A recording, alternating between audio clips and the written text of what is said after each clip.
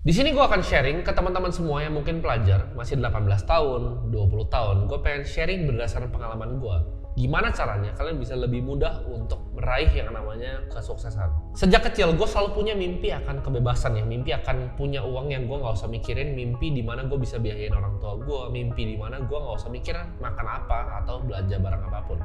Gue itu selalu dari kecil punya tujuan sangat jelas ya. Apa yang gue mau capai di hidup ini ya. Mungkin kalian kira gila, tapi gue dari umur mungkin 14 tahun, 15 tahun, gue pernah bilang ke mama gue, waktu itu gue gak punya uang sama sekali. Dan keluarga gue tuh keluarga biasa-biasa aja. Gue bilang ke nyokap gue gini, "Mah, suatu saat gue akan punya uang 1 triliun. Gue diketawain sama dia ya. Tapi sekarang dia mungkin sedikit gak ketawa karena dia pikir, oh mungkin aja kecapai, mungkin dalam 10, 15, atau 20 tahun lagi. Di sini gue pengen kasih tahu ke kalian semua, teman-teman yang masih pelajar, yaitu menentukan arah hidup itu sangat penting. Jadi jangan bilang hidup itu mengalir aja. Kita harus tentuin, kita harus lihat visinya seperti apa untuk capai hidup yang kita mau. Karena ibarat punya tujuan hidup itu seperti punya pembimbing ya, kayak guiding star di atas. Kita bisa tahu kira-kira rencana hidup gue itu seperti apa, mau dibawa kemana hidup gue.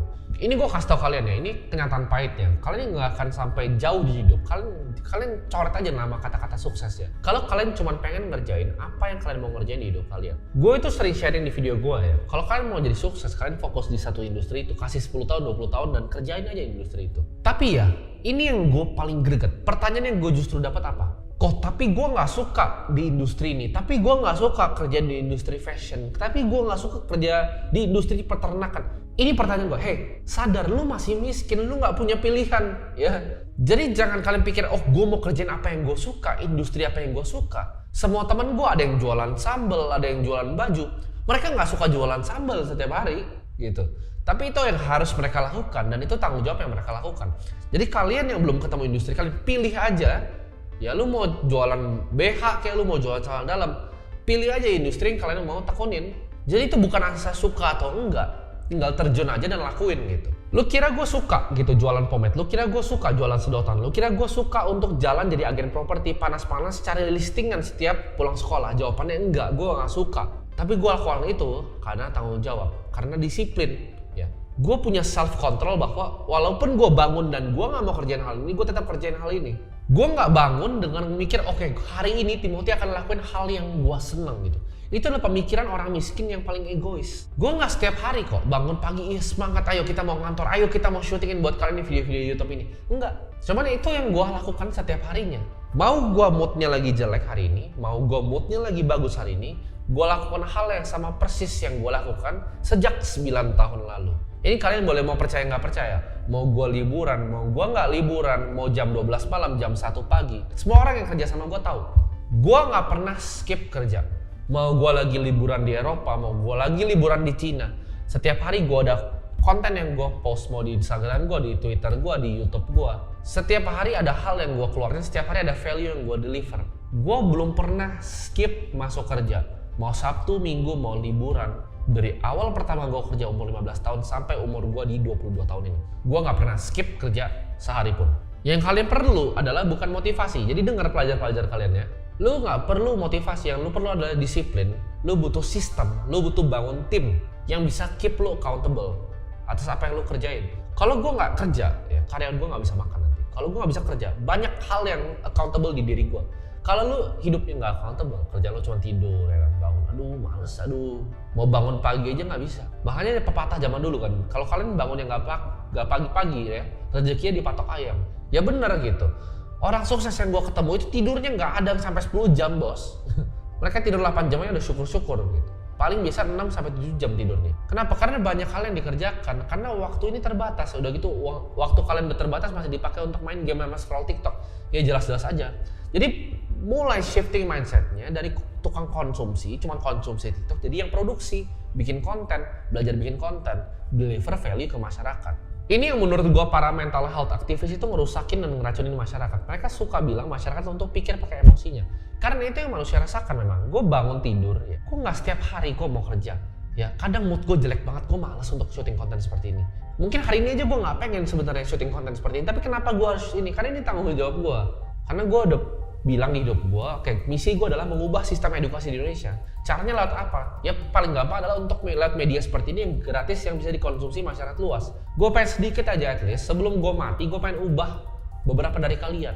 Karena udah banyak nih dari awal gue mulai bikin konten-konten seperti ini yang DM gue pribadi bahwa gue merubah hidup kalian. Dan itu adalah hal yang gue pengen denger terus-menerus. Dan kalau yang gue harus korbanin cuman rasa males untuk melakukan ini, gue akan hantam itu rasa malas setiap hari. Gak peduli gue, anytime of day gue hantam itu rasa malas. Untuk melakukan tujuan gue yaitu rubah sistem edukasi di Indonesia supaya edukasi seperti ini bisa diakses sama seluruh penjuru Indonesia. Kalian cuma perlu modal kuota internet dan YouTube. Mental health aktivis bilang, pikir pakai perasaan kalian. Lu pikir ya, lu laki, dia bilang kalau mau nangis aja, sedih aja. Lu kira Alexander the Great pas dia kuasain benua-benua itu umur 23 tahun, dia nangis gitu lagi jalan, dia capek aduh nangis gitu. Enggak coy, sebagai laki yang kita harus pikir adalah apa yang kita mau lakukan, apa yang kita mau conquer di dunia ini ya. Jadi jangan jadi laki-laki lemah yang cuman dengerin mental health terus gitu. Namanya laki itu penuh namanya kehormatan dan tanggung jawab. Mereka akan lakukan apa yang mereka harus lakukan untuk jaga yang paling dekat sama mereka.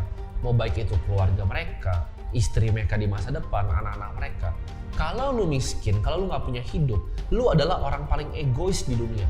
Gue kasih tau di sini, orang miskin ya adalah manusia paling egois di dunia. Mereka cuma pikir dirinya sendiri. Gue paling susah, gue begini. Bahkan middle class kalian pun juga egois. Kenapa kalian nggak strive untuk jadi orang kaya? Tapi kan orang kaya itu jahat. Uang itu hanyalah kaca pembesar. Kalau lu miskin, lu emang awalnya orang jahat, terus jadi kaya, lu pasti jadi jahat. Tapi kalau lu memang orang baik, jadi orang kaya, lu bisa amplifikasi kebaikan itu. Lu bisa jadi bermanfaat untuk sesama. Ya. Kenapa gue bilang orang miskin itu egois? Kalau lu punya uang yang berlebih, ya, anggaplah memang iya lu nggak mau mobil deh, lu paling suci, lu nggak mau jam tangan, lu nggak mau mobil, lu mau rumahnya gembel aja nggak apa-apa. Tapi uang lu banyak nih, lu bisa bermanfaat untuk semua sekitar lu. Misalnya lu tetap tinggal di kampung nih, lu bisa kasih semua makan, kampung lu kasih beras semuanya gratis gitu. Itu kan hanya bisa dilakukan kalau lu adalah orang kaya. Sedangkan kalau miskin lu cuma bisa buat diri lu sendiri.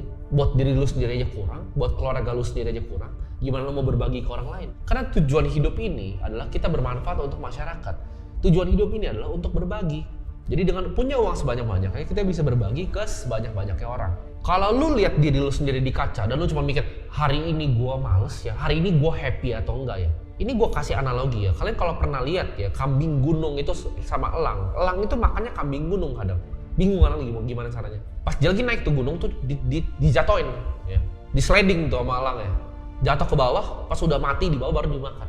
Kalau kalian buka ya, nature ya, alam. Kalian mau lihat dari buaya makan yang rusa lah, segala macam. Nature itu kejam. Antara lu makan orang atau lu dimakan sama orang.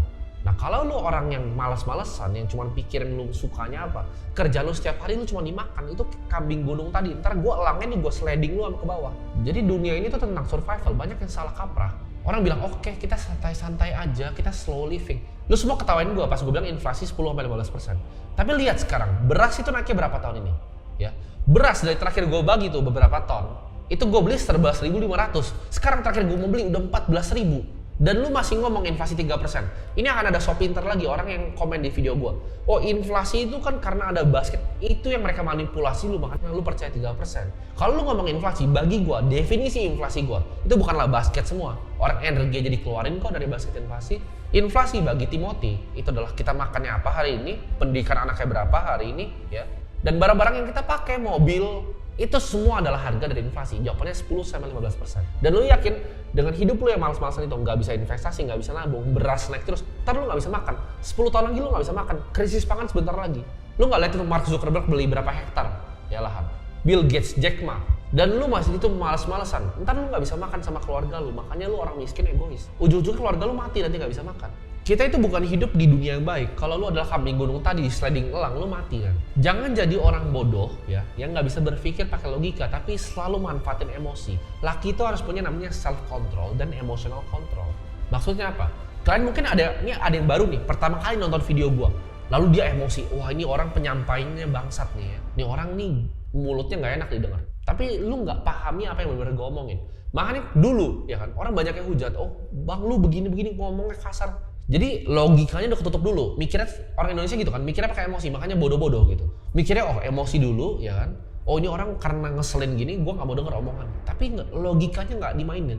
Logikanya nggak dipakai karena sebenarnya apa yang gue sampaikan itu benar. Laki itu kerja apapun situasinya ya. Lu mau capek, lu mau nggak mau berangkat kantor, lu tetap berangkat kantor.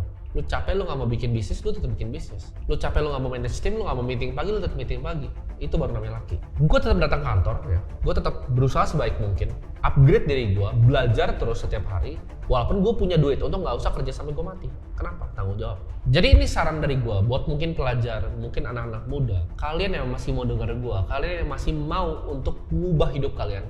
Gue mau kasih beberapa saran untuk kalian gimana caranya untuk mencapai kesuksesan. Gue jadi miliarder itu di umur 20 tahun. Dari sini gue pengen sharing ke kalian. Hal paling kuat yang kalian punya adalah pendapatan atau yang namanya income. Nah ini penting banget kalian harus belajar. Dari income ini ya, kalian jangan buang untuk hal-hal bodoh kayak mobil, jam tangan. Itu hal-hal bodoh ya. Hal-hal bodoh ini cuman boleh dibeli kalau uang kalian udah terlampau jauh di atas harga barang-barangnya. Jadi jangan beli hal-hal bodoh. Jangan lihat orang, wah keren ini. Enggak keren sama sekali. Yang keren adalah kita pakai uangnya untuk putar di bisnis, untuk ekspansi tim. Timnya kita build jadi super team ya, yang bisa kerja di saat kita udah nggak usah kerja lagi. Udah tahu, udah bisa decision making. Kita invest di punya tim yang lebih baik. Ya. Kita bisa invest di advertising lagi. Kita bisa invest di building product. Kita punya tim PM yang kuat, engineer yang kuat. Itu fungsi uangnya, itu leverage yang tinggi, bukan beli hal-hal bodoh, barang-barang depresiasi. Boleh ya, ini gue ngomong kayak gini bukan cuma sebagai orang-orang di YouTube yang cuma ngomong kamu jangan beli mobil mewah ya. Itu orang-orang yang ngomong gitu nggak pernah punya mobil mewah. Mobil gue itu supercar, jam gue itu banyak. Tapi ini gue bilang ke kalian, jangan beli hal-hal bodoh di saat kalian masih pelajar. Mungkin kalian punya uang ya, udah usaha, udah punya uangnya, tapi tahan dulu ya, putar dulu di bisnis. Gue nggak beli mobil gue pertama di saat uang gue tuh berkali-kali lipat dari harga mobilnya. Sisa uang dari bisnisnya pakai apa? Pakai untuk investasi. Lu jago saham, taruh saham. Lu jago kripto, taruh kripto. Lu jago properti, taruh properti. Beli tanah, ekspansi. Nanti ketika udah berlebih, uang dari hasilnya, ya hasil investasinya lu pakai buat beli mobil nggak masalah. Tapi tahan dulu sampai uangnya berkali-kali lipat. Apalagi yang beli baju, kalian bayangin beli sepatu puluhan juta, itu gobloknya minta ampun gitu. Uang cuma 200 juta, beli sepatu 20 juta, itu nggak masuk akal di kepala gua. Ya, jangan kebanyakan gaya, keep your head low, kerja ya, kerja dan kerja. Tabung terus, karena income tuh powerful, kita bisa pakai untuk ekspansi bisnis, putar seperti tadi, atau kita bisa pakai untuk investasi yang lain. Saran selanjutnya gue untuk kalian yang pelajar ya, upgrade terus ilmu kalian. Ini trait yang gue lihat ya, banyak banget di semua teman-teman gue yang pengusaha ya. Tipikal mereka adalah mereka gila mengkonsumsi informasi berapapun harganya. Gue pribadi, misalnya ada course nih bagus ya, gue lihat nih, gue pengen belajar dari orangnya. Meskipun gue udah tahu mungkin 80%, tapi ada 20% yang gue kira gue bisa ambil. Mau harganya $15.000, gue sikat langsung besok. Gue keluarin uang miliaran, nggak tahu berapa miliar untuk bayarin semua course yang gue bisa makan. Fungsinya apa? Untuk gue bisa ambil ilmunya. Gue nggak pernah jadi orang skeptis yang bilang, oh ini orang nge-scam gue. Enggak, ya. Gue ambil semua informasinya, gue telan ke dalam, dan gue praktekin, gitu. Bisa dari course, bisa dari gue traktir orang makan puluhan juta, ya. Banyak caranya untuk dapat akses ke informasi, tapi gue selalu fokus untuk learning. Jadi untuk salah satu teman-teman yang baru mulai, daripada kalian mulai bisnis suatu industri, langsung cari kerjaan aja di industri apapun, ya. Gue saranin perusahaan yang baru-baru mau berkembang, lu bisa belajar banyak dari ownernya, lu ikutin step-step ownernya, sampai lu udah bisa jadi orang kepercayaan, nah lu bisa bagian dari bisnisnya. Itu menurut gue cara yang lebih simpel dibanding lu langsung coba ide mulai bisnis dari nol. Orang yang ngajarin kalian cara berbisnis itu nggak ada ya, kalian cari ya, ini kata-kata dari Naval Ravikant. Nggak ada ya orang yang bisa jual kelas bisnis, itu kelas bisnis itu nggak ada. Kalian carinya yang spesifik, yang benar-benar bisa upgrade skillnya di sini. Upgrade skillnya misalnya di digital marketing, di mana? Bisnis sebagai holistik itu nggak ada. Nggak ada yang bisa ngajarin kalian bisnis secara holistik. Gue kasih tau kalian, kalau kalian nggak mau belajar, kalian nggak mau dengerin orang ya, alasan jadi orang miskin itu sederhana. Mungkin kalian pikir, oh hidup gue paling susah, gue dilahirin miskin, hidup gue kok kayak tai ya. Cuman kalian nggak pernah mikirnya kebalik. Apa yang gue harus lakukan hari ini biar hidup gue nggak kayak tai? Apa itu pembelajaran kerja? Belajar kerja. Itu hidup tuh nggak cuma kerja sekali, kerja sukses, enggak. Lu kerja gagal. Lu kerja ditipu orang. Lu kerja nggak punya surat perizinan, barang lu ditahan satu kontainer. Lu kerja bikin agensi COVID bangkrut. Lu kerja bikin startup, uangnya harus dibalikin.